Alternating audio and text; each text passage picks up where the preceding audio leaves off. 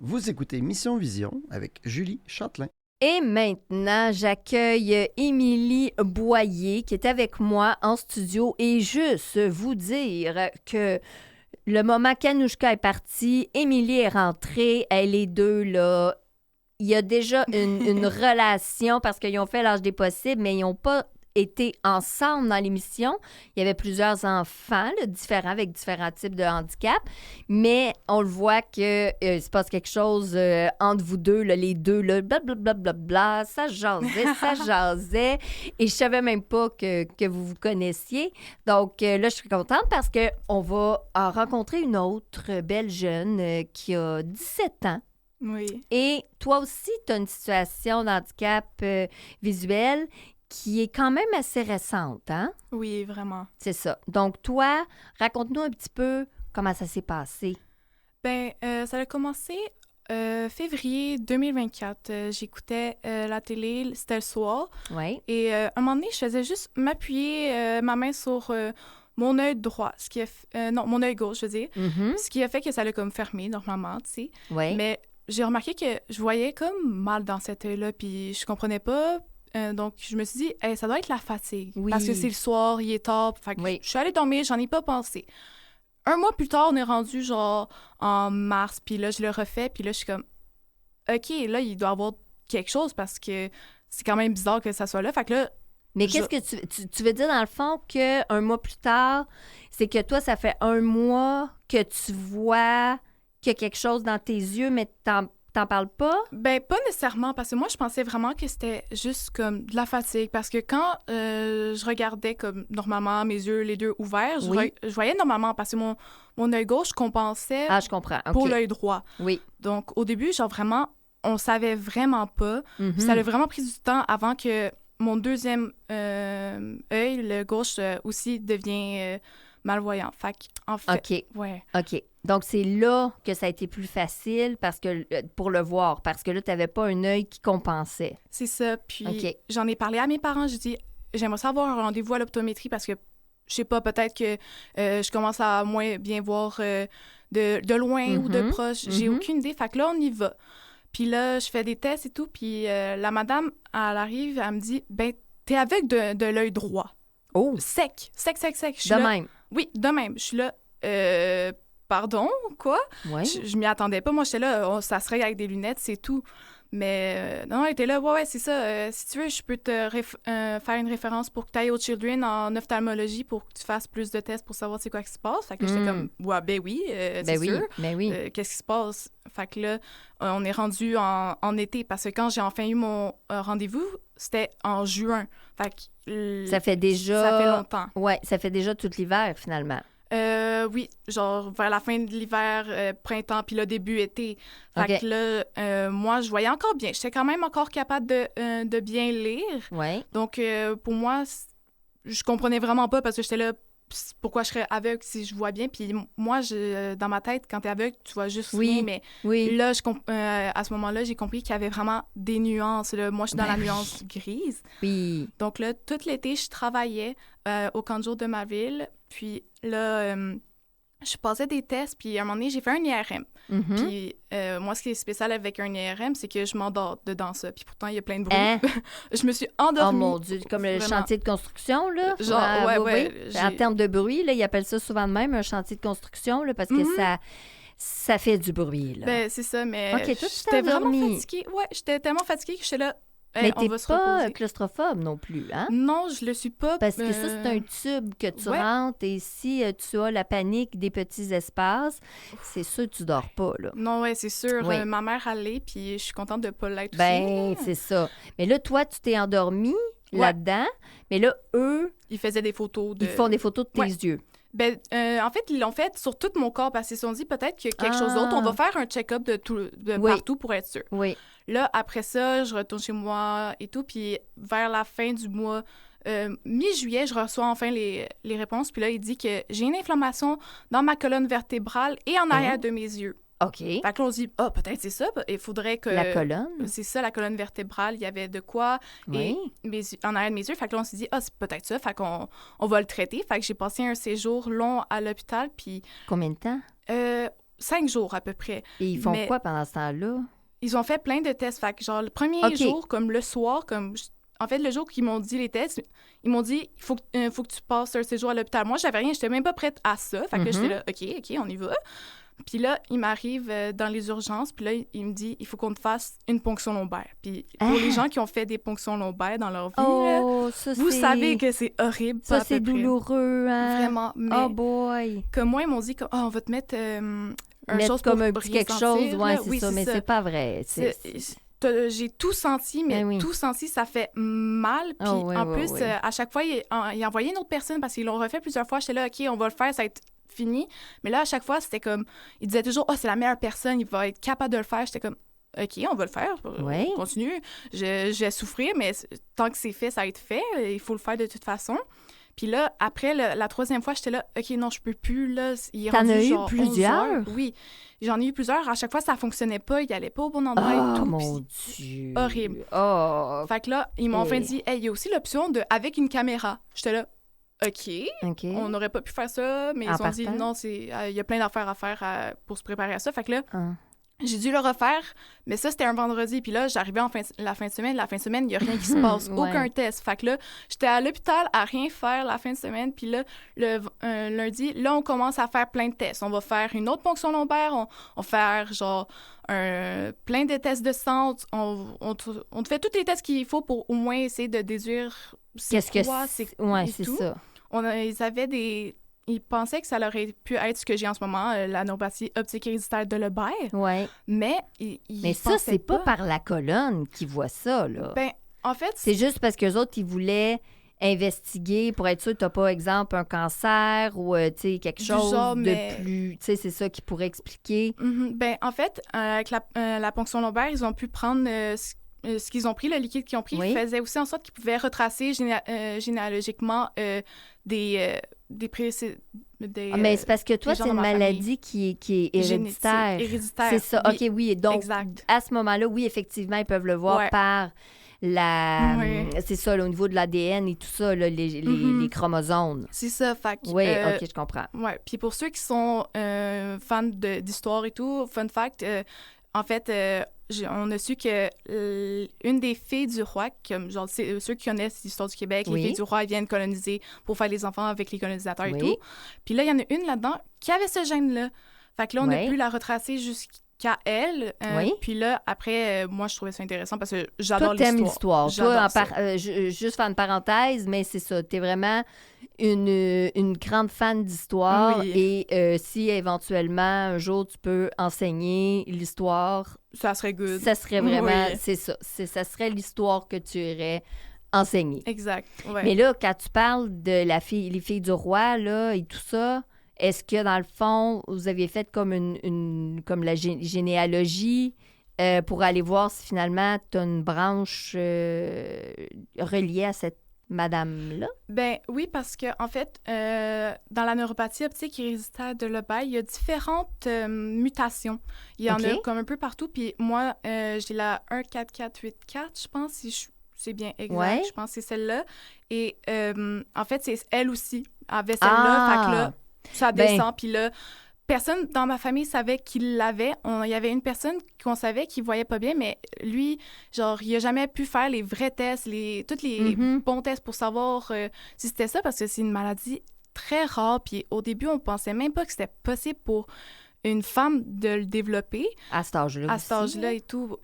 C'était des minimes chances et tout. Fait que les médecins, ils pensaient pas que ça aurait pu être ça. Fait qu'au début, ils la mettaient de côté, mais ils ont appris que, finalement, autant les hommes que les femmes peuvent la développer. C'est juste que les hommes, ils pensent qu'ils ont plus de chance. Oui, il y a des maladies comme ça, tu sais, ça va être plus les hommes, d'autres, c'est plus les femmes. Mais toi, ça veut dire qu'il y en a pas dans ta famille, là. Non, il y en a pas. Dans le sens que c'est héréditaire, c'est dans le code de transmission. Ma mère, elle l'a, puis c'est juste qu'elle l'a pas développé. C'est ça. Mais il n'y a personne qui l'a développé autour de toi. Non, vraiment pas. Fait que c'était un gros moment de injustice. J'étais là, pourquoi moi, s'il y a plus de chance pour les hommes, genre j'étais là, mes oncles, pourquoi eux, ils l'ont pas? Fait qu'on a dû aussi prévenir toute la famille au complet éloignée pour leur dire comme de faire attention à à ça pour aussi faire des rendez-vous pour être sûr qu'il Faire ait un suivi et tout. Fait que là, c'était vraiment une grosse période d'accommodation et pour moi, c'était comme vraiment comme oh my God, je commence l'école bientôt. Mhm. Puis, on n'a même pas encore reçu les tests parce qu'à ce moment-là, genre, on venait de faire les tests quand j'étais à l'hôpital. Oui. Fait que là, quand j'ai commencé l'école, c'était comme fin mois août, puis c'était au mois d'août qu'on faisait ces tests-là aussi. Fait que là, moi, j'ai commencé l'école fin d'août, puis là, le 6 septembre 2024, c'est là que j'ai eu mon diagnostic, puis j'ai commencé l'école et tout. Et là, t'es en quelle année à ce moment-là? Secondaire 4? En secondaire 4, oui. Oui, c'est ça. Donc, t'es en secondaire 4. Toi, t'es au régulier. Oui. T'es pas à l'école Jacques-Ouellette. Non. Donc, t'es au régulier. Là, au régulier, ben là, on a l'étudiante Émilie Boyer qui, tout d'un coup, elle ne voit plus. Oui. Donc là, c'est toutes les adaptations qui doivent être mises en place Ouais. pour que ton enseignement scolaire se passe le mieux possible. C'est ça, mais comme ce qui est vraiment genre fascinant avec ma vision, c'est que genre moi c'est vraiment comme la vision centrale que je vois juste vraiment mal. Oui. Admettons, je regarde droit devant moi, je vais pas voir les détails d'un visage, je vais pas bien faire la distinction de comme des couleurs quand ils se ressemblent ou comme tout ce qui est lire, écrire, tout ça, je pouvais pas le faire. Fait que là, encore ça, genre moi, dans ma tête, je capotais parce que j'étais là, OK, je veux continuer l'école. Hors de question que, genre, je reste chez moi à rien faire puis juste pleurer à chaque jour parce que, je me sens pas bien et tout. Fait que là, j'étais comme, je continue ma routine comme ça, genre, je vais rien perdre. Puis au pire, je vais juste écouter en classe. Puis s'il arrive quoi que ce soit, genre... Mes parents me parlaient de comme si il y a quoi que ce soit, tu réussis pas ton année, c'est pas grave, tu le referas. C'est pas ça qui est important. Ce qui est important, c'est que tu continues, tu sois bien mentalement et que genre tu te rends le plus loin que tu veux. Ça nous dérange pas. Fait que le soutien de mes parents était vraiment énorme là-dedans, mais aussi de mon directeur. Mon directeur est là. Ça me dérange pas si tu coules, là. Ce qui est important, c'est toi, comment tu te sens, puis s'il y a quoi que ce soit, genre, tu viens me voir, puis j'ai réglé les problèmes s'il y en a, tu sais. Mais toi, ça veut dire que de 2024, là, dans le fond, là, on te parle de cette maladie-là. Est-ce que c'est quelque chose qui est dégénératif? Donc, exemple, la vue que tu as en ce moment pourrait dégénérer. Ou c'est comme, maintenant, c'est ça ta vision? Ben, ils disent que c'est pas dégénératif, mais en quelque sorte, ça peut l'être parce que en fait, la vision va aller comme le plus bas qu'elle va aller. Admettons, il y a vraiment chaque vision va être différente. Oui. Puis, il y a des pourcentages de chances d'en retrouver parce qu'en fait... D'en retrouver? Oui, parce que c'est les mitochondries de mon corps qui ont juste arrêté d'envoyer de l'énergie à mes nerfs optiques. Oui. Fait qu'on peut dire qu'ils sont comme endormis. Ils sont endormis, oui. Donc là, la généticienne qui était avec moi m'a donné plein de médicaments, un cocktail de vitamines et tout pour que je dois prendre à chaque jour. Comme pour essayer de rebooster. Là. Oui, exact. OK. Oui. Et c'est quoi tu prends comme médicament? Ouf, j'en ai c'est plus... non, mais tu dis, tu sais, comme des vitamines, ouais. Ça, sûrement, tu sais, de la lutéine, bon. Ouais, c'est des complexes, des vitamines, là, avec... C'est ça, des complexes, ça. B12, B50, des affaires comme ça. Mais donc là, exemple, tu prends des suppléments. Puis je prends... Tu as des gouttes. Des gouttes. Des gouttes dans les yeux? Non, mes yeux sont vraiment parfaitement en santé. C'est juste...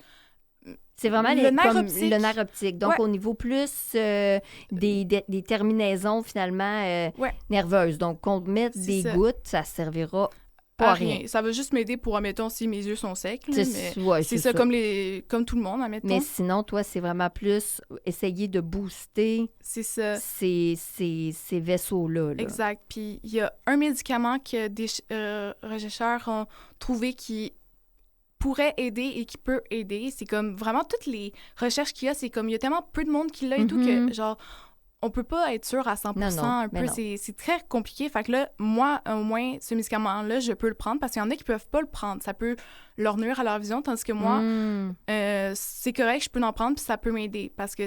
Mais tu vois-tu que depuis que tu le prends, comme exemple, depuis la journée que... J'ai commencé. Oui, mettons, là, tu sais, qu'on t'a dit, tu as ce diagnostic-là, voici maintenant ta vision, versus maintenant, est-ce que tu es en mesure de dire, j'ai l'impression ici que j'ai un peu plus de vision? Ben, je pourrais dire, en fait, que ce que les médecins disent, c'est qu'il faut que ça aille mal avant que ça aille bien. Fait que là, ma vision est allée jusqu'au plus loin qu'elle peut être. Genre, en ce moment, elle est comme le plus loin qu'elle peut être à peu près. Donc, toi, ce ne serait pas une cécité complète. C'est ça. Elle est stable en ce moment, mais on peut voir des petits changements qui arrivent dans mon œil droit, petit à petit. Mais minuscules, là. Minuscules, mais ça. parce que ça peut être aussi parce que j'utilise bien ma vision périphérique. Tu sais, il n'y a rien à 100 %. Je me suis adaptée en tellement peu de temps, en un an et demi, que c'est comme presque incroyable tout ce que j'ai accompli en aussi peu de temps. Bien, justement, là, ta vision, comme tu dis, tu as ta vision périphérique, ce qui veut dire que tu vois sur les côtés. Oui. C'est dans le centre que c'est comme plus brouillé. Exact. Bon.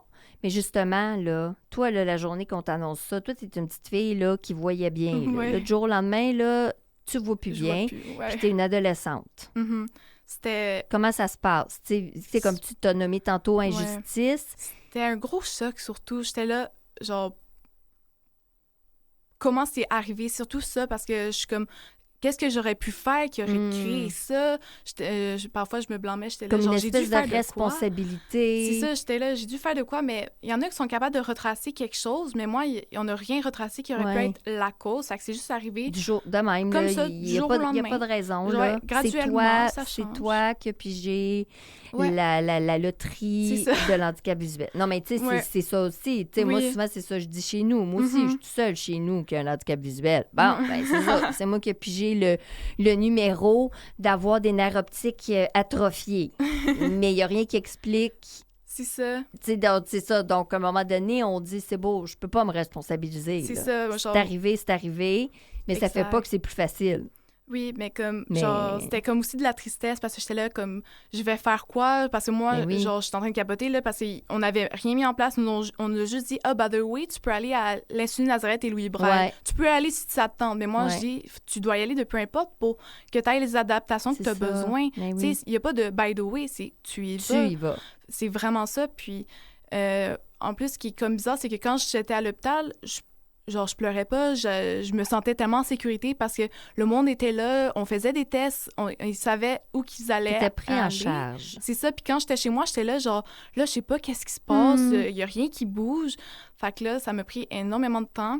Mais pas énormément de temps parce que... Mais non, parce que t'as parlé d'un an et demi, là, donc c'est pas genre, énormément de temps, là. C'est ça, mais comme... Pour moi, ça a duré genre une éternité, mon 2 mois de grande tristesse. J'ai vraiment passé genre 2 mois où que j'étais comme, OK, là, en ce moment, c'est vraiment la grosse tristesse, genre, je veux rien faire et tout. Mais je continue d'aller voir mes amis, je continue à l'école, je continue d'essayer de rester la vie d'adolescente le plus normale possible. Puis après 2 mois, genre à l'Halloween, j'étais là comme, OK, là, l'école a vraiment commencé à mettre des affaires en place, ça a l'air à fonctionner. Et là, j'étais comme, là, c'est fini de pleurer, d'être en colère, fais juste continuer ta vie, puis peut-être ça peut t'apporter des affaires bien, comme en ce moment, genre, avec l'âge des possibles, ça m'a apporté à vraiment m'exprimer là-dedans, parce que l'âge des possibles, c'était comme l'âge des quelques mois c'est toi. après ça. C'est toi, à l'âge des possibles, qui a dit « je veux participer » à cette émission-là. Tu sais, c'est pas... Il n'y a pas eu comme l'âge des possibles qui vient cogner à ta porte. C'est ça. Là. Genre, j'ai vraiment voulu le faire. Tu as eu cette envie-là. Oui. Et comme tu dis, tu es à peine dans ton début d'adaptation visuelle. Mais qu'est-ce qui fait que tu as eu envie d'aller participer à cette émission-là et de parler haut et fort à tout le monde là, de ton histoire, finalement?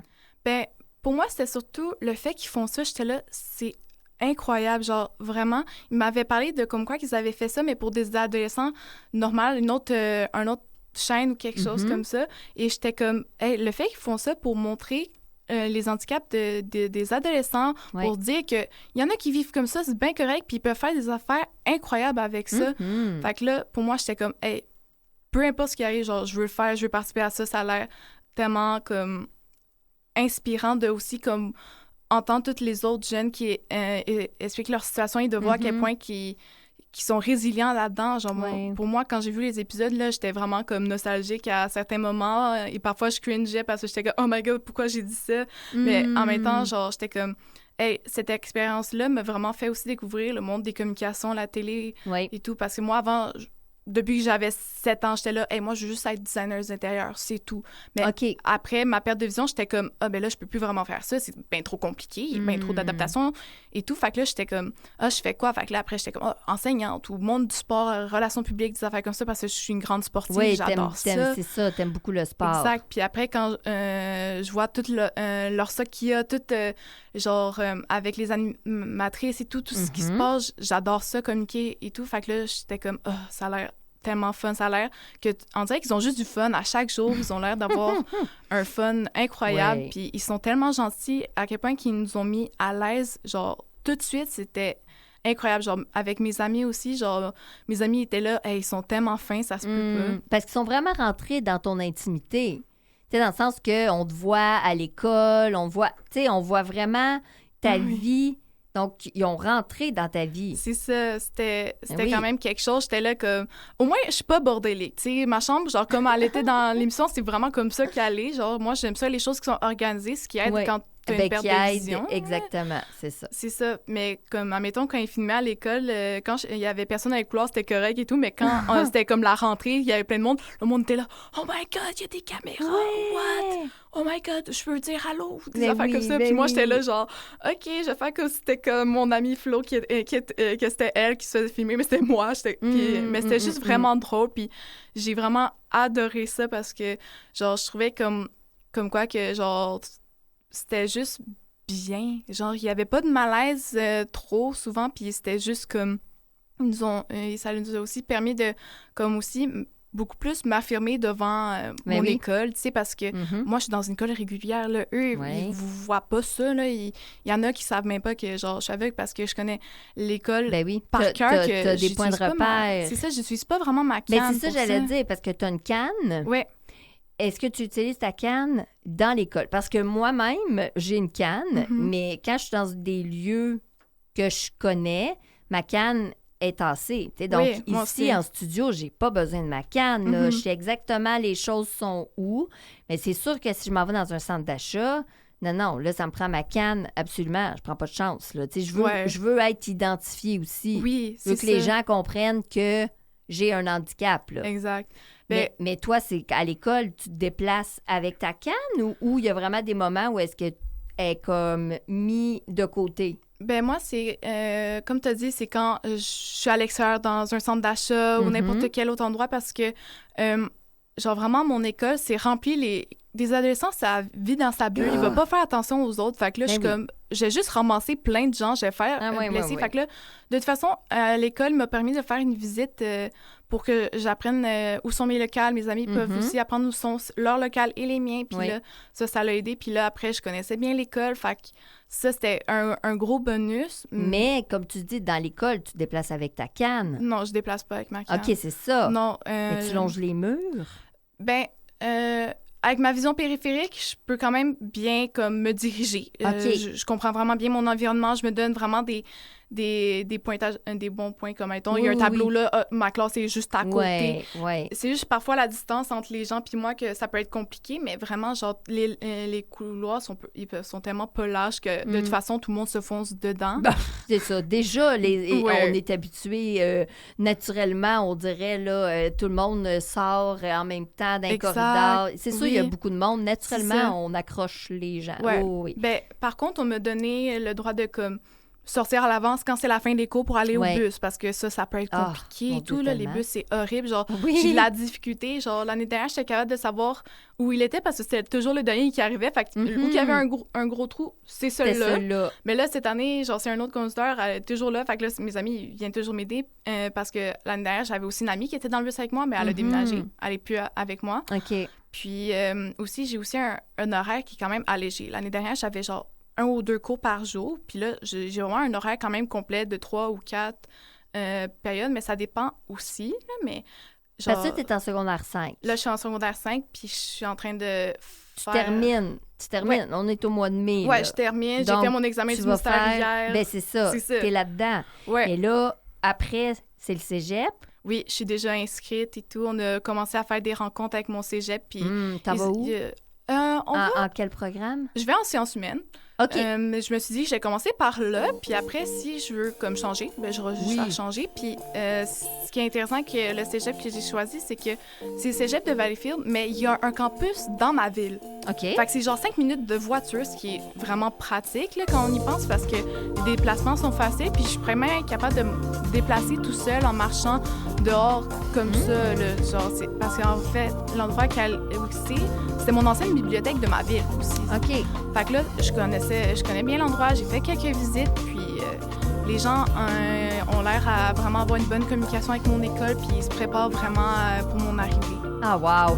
Mais là, parce que là, c'est ça, là, tu vas aller au cégep. Ouais. Comme tu dis, sciences humaines, ça te permet aussi de, exemple, tu vas aller en communication. Ouais. Ben, tu es déjà dans un chemin Pour y aller. Ouais. Et si tu vas aller en enseignement, histoire, même je chose. le suis aussi, c'est ça. C'est ça, tu as pris un programme que tu sais que ça te donne plusieurs options. Oui, Fait que ça, c'est le fun. vraiment. Tu sais, là, tu l'as pas encore commencé, le cégep, mais tu sais, moi, je vais être vraiment intéressée à te recevoir pour que tu nous racontes comment ça s'est passé. Ben En oui. plus, en sachant que tu aimes les communications et que tu es à l'aise de parler devant un micro. Ben oui. Ah, ben écoute, tu pourras revenir et on pourra t'accompagner tu sais, Génial. dans le processus. Et Je vais faire des voir, stages. oui, c'est ça, exactement. Éventuellement, tu aideras, c'est ça. Exact. Tester, je te donnerai tranquillement un peu plus le micro. Hein? J'ai déjà fait ça. J'ai posé des questions à toi. Oui, et c'est ça, on va inverser, Le rôle, inverser ouais. les rôles, c'est ça. Mais non, mais moi, je trouve ça super inspirant. Puis, tu sais, on a, avec Anouchka, juste avant, c'est sûr qu'on n'a pas du tout le même parcours. Vraiment, tout tu sais, le monde, c'est différent. Tout le monde, c'est différent, mais tu sais, je reconnais vraiment ta force parce que, tu sais, c'est quelque chose qui est arrivé dans une période déjà qui n'est pas facile. Avec tous les examens du ministère. et Mais tout. l'adolescence, Ouf. perte de vision, Ouais. perte de repères. Tu sais, donc, moi, je m'en allais, je dansais, je faisais telle activité. Tu sais, t'étais dans une... Je faisais du basketball avant, Ben, je peux plus en faire. Ben, c'est ça. Je fais du goalball par contre maintenant. Ben, tu vois, c'est ça, c'est là, je dis cette force-là, tu sais, de dire, OK, je peux plus faire ça, mais je vais faire ça à la place, Oui. puis je vais faire ça différemment. Exact. Puis ça, c'est une grande force que t'as, puis une résilience. Puis comme tu dis, tu sais, quand, oui, t'as eu 2 mois que t'as pleuré, tout ça, qui est tout à fait Mais normal. il y en a, dans ça le dure choc. des années. Ben, là. c'est pour ça. Puis toi, tu t'es levé, t'as dit, hey, c'est assez. Donc ça, c'est un super message pour peu importe l'âge des gens qui vont écouter ça. Vraiment, merci infiniment, Émilie. Ça Puis fait comme je te plaisir. dis, on va pouvoir continuer d'apprendre ton parcours au fur et à mesure parce que Parfait. moi, je vais être vraiment intéressée de te recevoir Génial. éventuellement. Je remercie vraiment, wow, quelle belle émission. Donc, la grande générosité de mes belles invitées. Vous pouvez écouter L'Âge des possibles, justement, pour en apprendre plus. C'est sur Ami Télé. Et nous, on se retrouve la semaine prochaine pour une autre belle émission. Merci Mathieu à la mise en onde. Bye bye tout le monde.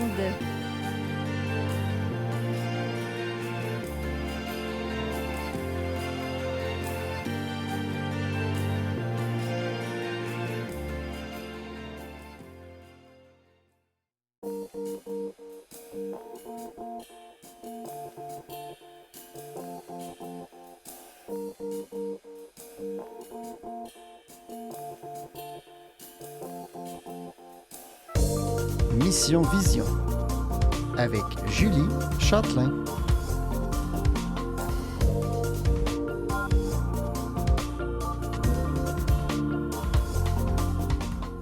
Bonjour tout le monde, ici Julie Châtelain.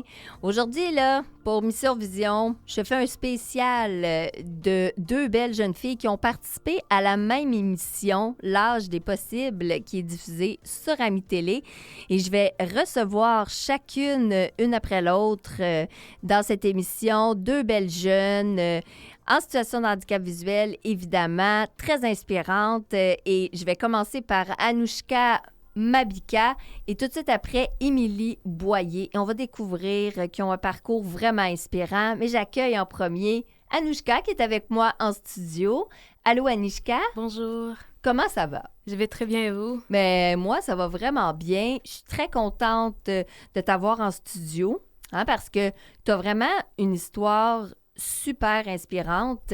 Et c'est très drôle parce que quand j'ai fait une entrevue avec du personnel de Jacques Ouellette, de l'école Jacques Ouellette, Ouais. et que je leur ai dit que j'allais te recevoir, ils me disaient « tu vas voir Anouchka. Tellement inspirante cette jeune. » Donc, Anouchka, tu as 18 ans. Mhm. Alors, toi, c'est quoi ta condition visuelle? Parce qu'on parle pas de quelque chose que ça fait depuis que t'es bébé, là. Non, Hein? non. Donc, qu'est-ce que c'est ta condition visuelle? Moi, j'ai une atrophie du nerf optique Oui, mais provoquée par... par une tumeur cérébrale. C'est ça. Donc, on n'est pas du tout dans quelque chose là, d'héréditaire dans la famille. Non. Donc, toi, c'est vraiment la tumeur Mhm. cérébrale qui a provoqué l'atrophie des nerfs optiques. Ouais. C'est arrivé quand même, ça fait pas très longtemps, hein? Non, ça fait 3-4 ans que c'est arrivé. C'est ça. Tu avais à peu près 15 ans, 14-15? Ouais, 14, ouais. Donc, ce qui veut dire que 14-15 ans, tu as et la tumeur cérébrale et après ça, perte de vision totale, donc Oui. aveugle. Mhm. OK. Comment ça s'est passé, ce processus-là, là, du moment qu'on te dit tu as une tumeur cérébrale, c'est quoi, on t'opère, il y a des tests, comment ça s'est passé? En fait, ma situation était un peu comme particulière parce qu'au moment où j'ai eu mon diagnostic, ma famille n'était pas ici au Canada. Oh. On vivait au Botswana dans un camp de réfugiés. Et quand j'avais commencé à avoir des pertes de vue, Oui. comme au camp, il y avait pas, l'accès aux soins médicaux était vraiment limité, alors on peut pas vraiment, on savait pas ce qui se passait. Mm. Et comme il y avait une petite clinique et j'allais là-bas comme presque chaque jour pour leur dire comme ce qui se passait avec mes yeux et tout ce que je vivais et tout, mais comme pour eux c'était pas assez grave pour qu'ils m'amènent à l'hôpital, genre parce que c'était un long processus. Parce que les hôpitaux étaient loin du camp. Alors, il fallait demander des permissions, des trucs comme ça. Pour qu'ils t'amènent à l'hôpital, il fallait que ça soit vraiment, vraiment grave. Ouais, que ça soit le prendre mourir. Ben, comme. c'est ça, exactement. Là. Quelque chose au niveau physique. C'est ça. Que tu... Oh, ouais.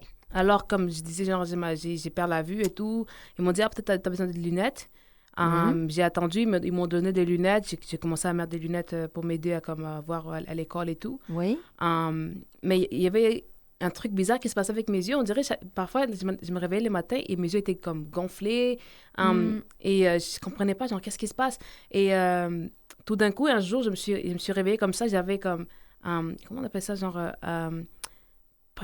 tu vois quand les yeux, ils regardent pas dans la même direction? Oui. Ben, en fait, comme quand ils sont astigmatistes là, ou du strabisme. Oui, oui, c'est ça. Chacun, ouais. C'est ça, je me suis dit, mais ça c'est grave. Genre, comment ça, mes yeux, ils sont comme ça? Ouais. Genre, ça, c'est là que je me suis mis à comme... J'ai commencé à paniquer. Genre, je me suis dit, il y a quelque chose qui va pas. Et pour moi, je savais que c'était pas dans mes yeux, mais dans ma tête. Parce que, genre... oui. Ouais, on dirait que je me sentais pas vraiment comme... j'étais pas vraiment comme moi-même. Comme on dirait, il y avait quelque chose qui se passait dans ma tête que moi-même, que j'arrivais pas à expliquer. OK. Et c'est ça, j'étais comme un peu trop dans la lune. On dirait que j'étais pas comme... J'étais pas moi. On dirait, je savais qu'il y avait quelque chose qui se passait dans ma tête. Mais comme quand on allait à la clinique, ils disaient, ben genre, non, on peut rien faire pour elle. On l'a donné des lunettes et tout. On peut juste donner des gouttes pour mettre dans les yeux. Et c'est ça qu'on peut faire. Et j'ai commencé à avoir des terribles maux de tête, surtout la nuit. On dirait que je sentais comme si quelqu'un me frappait avec un marteau derrière la tête, comme littéralement. Et quand j'avais ces maux de tête-là, j'avais comme une vertige comme terrible et j'ai vomissais et tout. Ah oui, hein? Ouais, c'est ça. J'ai commencé à perdre du poids et comme à voir un peu flou de jour au jour. Je voyais ma vue partir jusqu'au moment où, quand on est allé à la clinique pour la dernière fois, il y avait mes deux sœurs aussi, parce que genre au camp, on était genre... ma mère était restée au Congo quand on a quitté. Alors, j'étais avec mes sœurs et aussi, ils ont comme lâché l'école pour m'aider, pour prendre soin de moi. OK, mais là, toi, là-bas, là, dans le camp de réfugiés, là, t'es avec tes sœurs? Ouais, mon père et... Ton père et ta mère? Non, pas ma mère. Pas ta mère? Ouais, ma mère était... On a quitté le Congo en 2017 et ma mère était... les circonstances n'ont pas permis qu'elle soit comme... Qu'elle vienne avec nous, elle et deux autres petits frères. Ah, OK. Donc, la famille était coupée en Oui, deux, c'est là. ça, c'est Ce ça. qui veut dire que là, toi, t'es avec ton papa, mais ton papa, lui, il doit travailler, hein, sûrement, parce que là, comme tu dis, tes sœurs, ils ont arrêté l'école pour s'occuper Pas de de toi. moi, oui, c'est ça. C'est pas ton père qui pouvait faire ça. Non, non. Euh, oui, c'est ça. Donc, ma soeur, elle m'a guidée par la main pour aller... Et même sortir dehors, ça me faisait trop mal aux yeux, terriblement mal aux yeux à cause de la lumière. Alors, comme je mettais quelque chose pour me protéger, comme le visage, pour couvrir le visage et tout. Puis ma soeur, elle m'a guidée aux cliniques. Puis ils ont vraiment vu que, comme... Il y a quelque chose qui ne va pas avec cette fille, genre... non. Là, ils ont vu que c'était vraiment comme... Grave. Il y avait quelque chose qui ne va pas. Et ces journées-là... parce qu'à la clinique, je pense aussi, il n'y avait pas comme des gens... Des spécialistes, oui, genre des neurologues. C'était juste comme des stagiaires, des infirmières stagiaires. Ben oui. Alors, mais cette journée-là, il y avait comme... je pense que c'était un médecin qui était venu, qui passait juste, je sais pas, il était venu faire quoi. Mais une chance, on est arrivé au même moment qu'il était là. Puis il m'a regardé, il m'a vu, il a dit à ma soeur, je crois, dites-moi, genre, c'est quoi qu'elle, comme... les symptômes. Oui, c'est ça. Puis on l'a dit, genre, elle a des maux de tête, vous voyez, comme, elle est un peu pâle, et tout ça. Puis il a dit à ma soeur, je crois que ta soeur, elle a une tumeur. Hey. Puis il a dit, je vais écrire une lettre pour demander la permission que vous allez, comme, vous sortez du camp pour aller en ville faire une résonance magnétique. Oui, OK. Pour voir si elle a vraiment une tumeur ou pas. OK. Et c'est ça, ils ont fait comme le processus et tout. Une semaine après, on a eu la permission pour aller en ville faire une résonance magnétique. Et c'est là qu'ils ont vu que j'avais une tumeur. Mais c'était encore comme... C'était pas très, très gros. Comme c'est encore là, une tumeur là, qui était en stade pas très avancé. Oui, c'est ça, exactement. Mais avec les symptômes que tu avais, imagine, c'était déjà énorme. Là. Oui. Mais oui. Donc, ils ont dit à ma soeur, genre, OK, on va vous transférer à un autre hôpital. Puis là-bas, ils peuvent voir ce qu'ils peuvent faire pour vous. Donc, on est allé avec ma soeur. C'était vraiment loin. Genre, c'était vraiment une longue journée. Parce que, genre, le camp, c'était comme dans un petit village. Et c'était comme 4 heures de route pour aller à l'autre hôpital. À l'hôpital, puis un autre 4 heures de route pour aller à l'autre hôpital. Oh là là! Hey, tu sais, tu le vois, c'est vraiment pas la même réalité que nous ici. Là. Même si des fois, il y en a qui chialent sur notre système médical, on s'entend que on est à des kilomètres là, de ce que toi, tu as vécu. C'est ça. Là, tu veux dire, avec tes sœurs, là, c'est quoi cette journée-là? Vous êtes en transport en commun? Non, c'était comme un genre de bus que le camp avait comme... on avait comme payé le transport, parce que nous non plus, on n'avait pas d'argent pour le transport. C'était le gouvernement qui s'occupait de tout ça. Le transport et tout. Et c'est pour cela que même ma famille, les restes de ma famille ne pouvaient même pas venir me voir à l'hôpital, parce que genre, le transport, il fallait comme demander... Ils ne payaient pas pour tout le monde, là. C'est ça. Il fallait faire une demande de finances pour... alors, c'est ça. On est allé avec ma soeur à l'autre hôpital, puis ils ont dit à ma soeur... ils ont fait d'autres tests sur moi, puis ils ont dit, elle ne peut pas retourner à la maison. Toi, rentre, puis elle reste ici. Moi, c'est là que ça a comme... C'est ça qui m'a comme... Parce que moi, quand on m'a dit, on nous avait dit j'avais une tumeur, étrangement, j'étais restée calme. Genre, on dirait que je m'attendais un peu à ça. Je m'attendais à quelque chose de comme ça. Comme, pour moi, j'étais comme, OK, au moins, on sait maintenant ce qui se passe. Puis, mais là, quand on a dit à ma soeur, elle reste seule, j'ai dit, non, je peux pas rester seule, non. Genre, je peux pas vivre avec ça tout seul. Genre, comme, je vais retourner à la maison et tout. Je m'en fous si je suis malade, je vais juste être avec vous, tu vois. Puis, c'est ça. Puis, ils ont dit non, à cause du COVID. Parce que nous, on s'attendait pas que j'allais rester. Pour nous, on se disait juste comme, on va faire la résonance magnétique. Oui. Puis, on va voir ce qui se passe. Tu t'attends pas à aller te faire opérer, là. En fait, il y a même pas d'opération. En fait, l'histoire est tellement genre... Parce que moi, je dis, OK, on sait ce qui se passe. Puis après, je rentre à la maison, puis on va voir. Maintenant, ils m'ont dit, tu restes ici, puis ta soeur, elle rentre. Oui. Donc, c'est à cause de la COVID et tout. Ils ont dit, ah ouais, on peut pas accepter tout ça. Puis, j'ai commencé à pleurer. Puis, ma soeur, elle m'a dit, non, écoute, je vais retourner lundi. C'était un jeudi. Elle m'a dit, je vais retourner lundi pour te chercher. On m'a dit, lundi, je te prends, on rentre à la maison. Ça m'a donné un peu d'espoir. Je dis, OK, ça va. OK, ça va. Ils m'ont emmené à ma chambre et tout. Puis, cette journée-là, c'était tout noir. Le matin, je voyais un peu flou. Je voyais comme... mon Dieu. Puis OK. arrivé à la nuit, c'était tout noir, tout noir. Donc, ta perte de vision est arrivée là. Oui.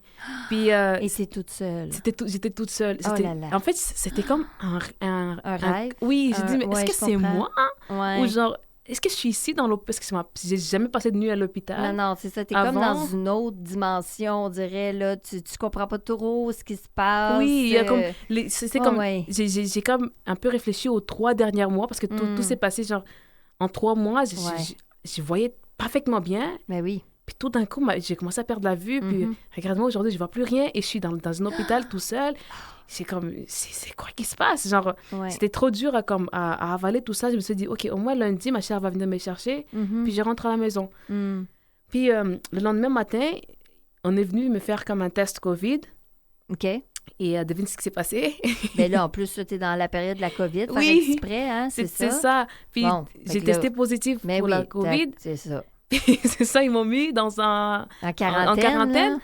Donc, mon Dieu. Lundi, ma soeur est venue me voir. Elle pouvait pas tester ta COVID. Même pas me voir. Genre, en fait, j'étais là, j'attendais. Genre, le matin, je me suis dit, ma soeur, elle va venir à n'importe quel moment. J'étais là, j'attendais. Puis, elle n'est pas venue. J'attendais longtemps. Puis, j'ai commencé à m'inquiéter. L'après-midi, il n'y avait personne. J'ai commencé à pleurer. Puis, je me suis endormie. Puis, quand je me suis réveillée, c'était la nuit. Puis j'ai vu, il y avait comme sur mon lit, il y avait comme un sac avec des biscuits et des trucs comme ça. J'ai demandé à l'infirmière qui est venue, genre, c'est qui a laissé ça ici? Elle a dit, c'est ta sœur. Elle a dit, elle est où? Oh. Je suis allée avec ma sœur. Elle a dit, elle est partie. Ça, c'était un cauchemar. J'ai commencé à pleurer. Je dis, non, je vais voir ma sœur. Je vais rentrer dans la maison. Je vais voir ma sœur. OK, puis... mais là, Anouchka, ça veut dire que toi, tu es toute seule à l'hôpital. Ouais. On prend-tu soin de toi? Est-ce qu'on t'explique? Parce que, tu sais, OK, tu as une tumeur, mais là, c'est comme tu as et une tumeur et tu es aveugle et tu es toute seule. Est-ce qu'on prend soin de toi? Est-ce que tu as du soutien ou c'est comme... Non, c'était juste comme... T'es genre là, mais arrange-toi tout seul. Là. Oui, parce qu'en fait, parce que j'étais réfugiée, Ah oui, mais c'est ça. Les soins, comme ça, il fallait comme... Faut payer. Que je me fasse opérer, mais l'opération coûtait trop cher. Comme le gouvernement, c'est comme... Il demande à l'organisme comme... UN, comme UNHCR, c'est eux qui s'occupent de réfugiés genre au monde, quoi. Puis, comme, pour l'opération, c'était trop cher. Comme, il n'y avait pas de fonds pour... Mais idéalement, ça te prenait une opération. Oui, et en ce moment-là, si j'étais comme opérée, si je me suis fait opérer à ce moment-là, j'allais récupérer ma vue. Parce que là, c'est ça. Parce que ce qui a causé ma perte de vue, c'était pas la tumeur en soi, mais parce que je suis restée longtemps avec, sans traitement ni rien. C'est ça. Est-ce que finalement, ils t'ont opéré? En fait, on attendait notre voyage ici. Parce que même avant que je tombe malade, on savait qu'on allait voyager ici. Parce que c'est comme, tu vois, je sais pas si tu sais comment ça se passe dans les camps des réfugiés. Mais ici, c'était un voyage? C'était pas supposé, tu sais, dans le sens que, comme tu dis, c'était déjà planifié avec ta famille de venir ici, mais comme en voyage, de venir emménager ici. Oui, c'est ça. En fait, c'est ça, comment ça se passe comme quand tu es réfugié, on cherche comme à te retrouver une nouvelle maison, tu vois. Et donc, nous, on nous avait dit, votre nouvelle maison serait au Canada, mais on attendait notre voyage et c'est un long processus. Ben oui. C'est vraiment long. Il faut faire des check-up médical, il faut faire plein de trucs. Et à cause de la COVID aussi, ça avait retardé parce que les frontières étaient fermées. Alors, on a commencé un peu à mettre un peu de pression pour dire genre parce comme on a quelqu'un de malade dans cette famille, est-ce que c'est possible de un peu comme avancer rapidement le processus parce que genre il fallait que je me fasse opérer ici au Canada. Mais dans le fond, c'est ça. Oui, parce qu'on était comme aux yeux du gouvernement, comme là où on était, comme au Botswana, on était c'était pas eux qui étaient en charge de nous, c'était le gouvernement canadien, parce que genre c'est eux qui nous avaient accepté comme qu'ils allaient nous prendre. Donc pour eux, l'opération, ils ont dit c'est pas nous qui va s'en charger, c'est comme le Canada. Oui, il fallait comme on voyage ici. Maintenant le voyage aussi était long et donc je suis restée à l'hôpital, il y avait pas de traitement, il y avait pas d'opération. Ah, tout est partout là, le temps que t'es arrivée à l'hôpital, que t'es restée seule. C'était des mois, j'ai passé des mois à l'hôpital. T'as passé des mois. Plusieurs mois. Toute seule. Ouais. Et après ça, le voyage, ça a pris combien de temps? En fait, c'est passé, c'est que genre, la tumeur, elle est restée trop... En fait, avant, je me disais, mais ces trucs à part ma perte de vue, je sentais pas de maladie dans mon corps. Genre, on dirait que c'était comme, OK, j'avais des maux de tête et tout, mais genre, je disais, mais genre, je suis pas malade, je suis correcte, je vais retourner à la maison. J'ai même dit au docteur, genre, aux médecins, aux infirmières qui étaient là, comme, je dis, si je rentre pas à la maison, c'est pas la maladie qui va me tuer, c'est la solitude. Oui. Puis, je suis restée comme des mois à l'hôpital, puis après, on m'a amenée à la maison pour comme quelques jours. Puis c'est là comme que mon corps, il a vraiment lâché. Même avant qu'on m'amène à la maison, comme, parce que j'avais demandé est-ce que je peux juste aller comme pour quelques journées, passer du temps avec ma famille et tout. Déjà, une partie de mon visage était comme je sentais plus une partie de mon visage, c'était comme un peu paralysé et tout. Et c'est de là que genre, ouais, c'est ça, mon corps a vraiment lâché, je suis tombée dans le corps. En fait, je pense que j'ai perdu la tête, comme parce que... Nous ici, moi j'appelle ça de même, là, mais j'appelle ça un shutdown. C'est comme le corps, il lâche. Ouais. Et là, après ça peut être plein de symptômes. T'sais, ça peut être autant quelqu'un qui fait des convulsions même conscientes. Là. La personne est consciente qu'elle fait des convulsions, donc c'est pas des vraies convulsions, mais c'est comme un shutdown. Ouais. Perte de connaissance, justement, coma. C'est comme si le corps, toi, là, tout le temps que tu es à l'hôpital, tu t'es maintenu dans quelque chose de où est-ce que tu es comme en mode gestion de crise, là. Et là, quand tu arrives dans ta famille, c'est comme si là, tu peux te déposer. Mais finalement, le corps, tout ce qui a accumulé de stress pendant les mois avant, là, il lâche. C'est ça. Fait que là, t'es tombée dans le coma? Ouais. En fait, tu vois, comme avec le temps, genre, parce que la tumeur, elle grossissait dans la tête, j'ai commencé à vraiment sentir que, genre, je suis malade, là, genre... Oui. Je sentais dans mon corps vraiment, genre les vertiges, c'était terrible. Genre, en fait, j'arrivais même pas à m'asseoir. Quand j'avais ces vertiges-là, même m'asseoir, je sentais de la vertige, même quand t'es assis et tout. Oui. Mais en fait, à l'hôpital, quand j'étais seule, non, quand les médecins, là, ils venaient... Parce qu'en fait, j'avais pas de traitement et tout. Je disais, mais genre, ça sert à rien que je reste ici, alors amenez-moi à la maison. Ouais. Alors, je prétendais être comme... Je suis pas malade. Quand les médecins venaient me voir... Pour les convaincre que je dois rentrer à la maison. Pour retourner à la maison, c'est genre, ça. Quand même, quand je me sentais pas bien, je disais, je m'assoyais, j'étais là, je souriais, puis pour leur montrer que, genre, je suis bien, je vais rentrer à la maison, t'as vu? Et... ouais, donc quand je suis rentrée à la maison, je ne me rappelle pas vraiment de ce qui s'est passé parce que j'ai perdu connaissance. Et c'est ça, genre, mon corps l'a lâché. J'avais comme des crises, la tumeur avait déclenché des crises épileptiques. Ben c'est ça, je te dis, des convulsions. Oui, c'est ça. J'arrivais plus à entendre, à parler. Tout le parti, je pense, droit de mon corps était paralysé. Oui, c'est ça. Le parti gauche, il avait des spasmes, genre ça bougeait dans tout, constamment. Ouais. Et c'est là que je me rappelle pas vraiment de ce qui s'est passé. Mais non. Puis quelques mois après, je me suis réveillée, j'étais au Canada. Ah? Ouais. Attends, t'es retournée chez toi, ton corps a lâché, donc évidemment, t'es pas vraiment consciente de tout ça. Oui, apparemment. Genre, mais t'as pas été consciente du voyage, de combien de temps ça a pris? J'étais dans le coma, parce qu'en fait, à ce qui paraît, on m'avait ramenée à l'hôpital. Mes soeurs m'ont raconté, genre, parce que genre, tout le monde a pu... Cette période-là, c'était comme, c'est dur d'en parler, même aujourd'hui avec ma famille. Genre, c'était vraiment, genre, c'était très, très difficile. À ce qui paraît, genre, quand mon corps a lâché, on m'avait ramenée à l'hôpital et j'ai passé plusieurs autres mois là-bas à l'hôpital. Mais moi, je me rappelle plus de rien.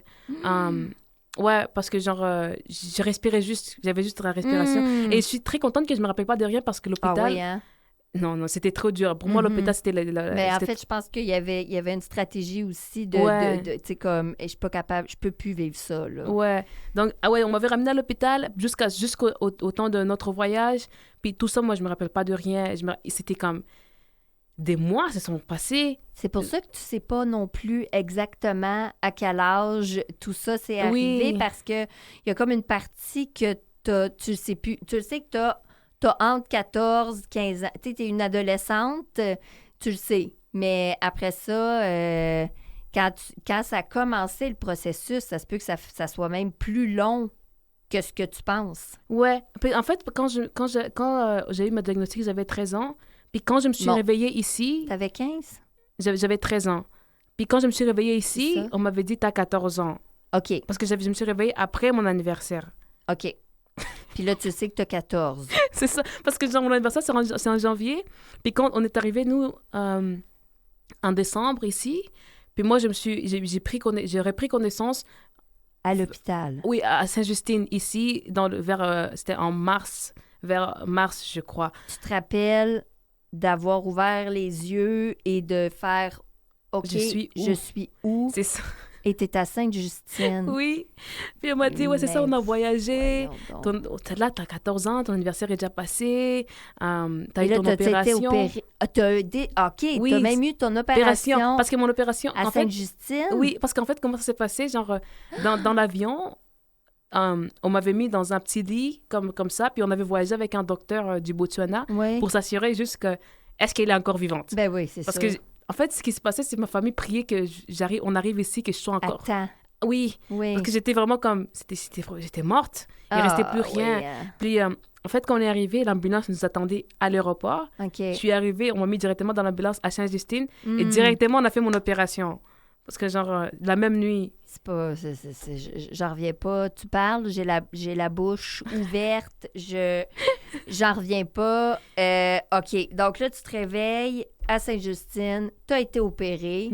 Mais là, tu as été opérée, comme tu disais, trop tard. Ouais. Donc, la vision, elle est impactée. Les nerfs ont eu le temps de s'atrophier. Ce qui veut dire que même si on a enlevé la tumeur, t'es aveugle. Ouais. C'est ça. Parce qu'à cause du temps que ça Ben oui.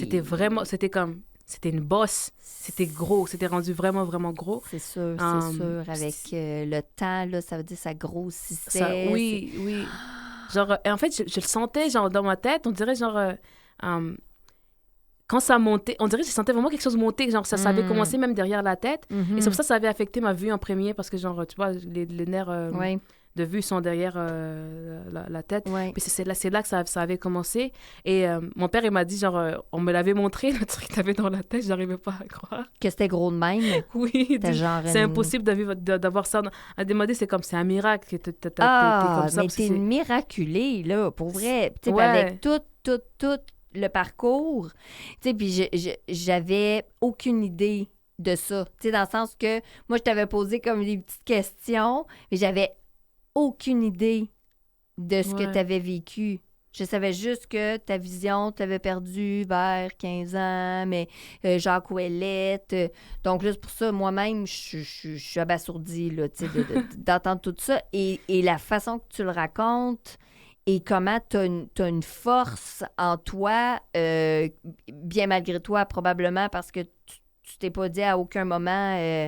je vais être forte. C'est comme si ça s'est fait naturellement au fur et à mesure là, d'être confrontée à toutes ces épreuves-là.